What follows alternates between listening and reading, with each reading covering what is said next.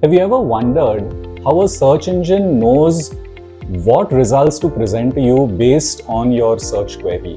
Or how Netflix knows what to recommend as the next movie or series based on your viewing history?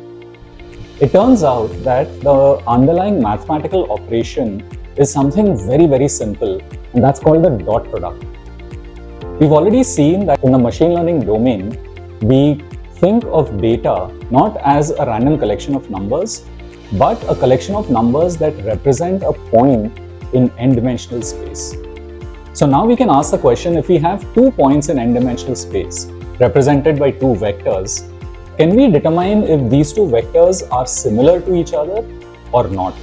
Or how similar are 2 vectors? So the mathematical operation that we do, the dot product, is very easy to compute.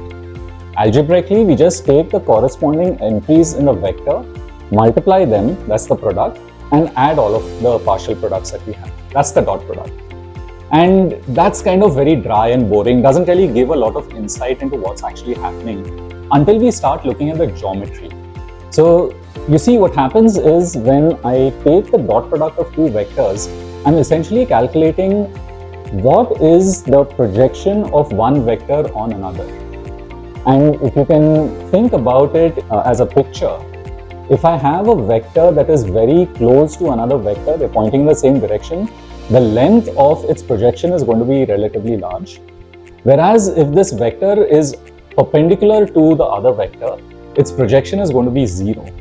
So you can see how just by looking at the projection, I can determine whether the 2 vectors are pointing to the same direction, are they similar or not.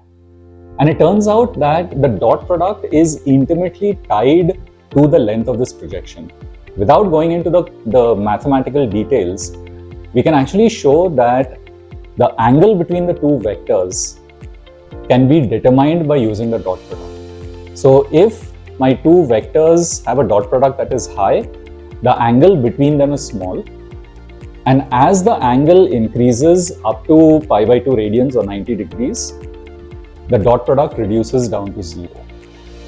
So that becomes something really useful. If I want to see if 2 vectors are similar or dissimilar, I can calculate the dot product and I can derive a lot of insight into what's happening. We're going to see how this applies in a number of different contexts in all of machine learning, but also all the way up to attention models or attention transformers, which is what is used in large language models like ChatGPT.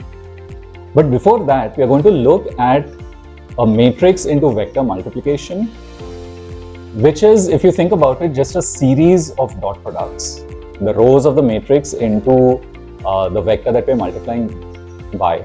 But we're also going to think about what does a matrix represent geometrically and what is happening to a vector when we multiply it with a matrix. Stay tuned.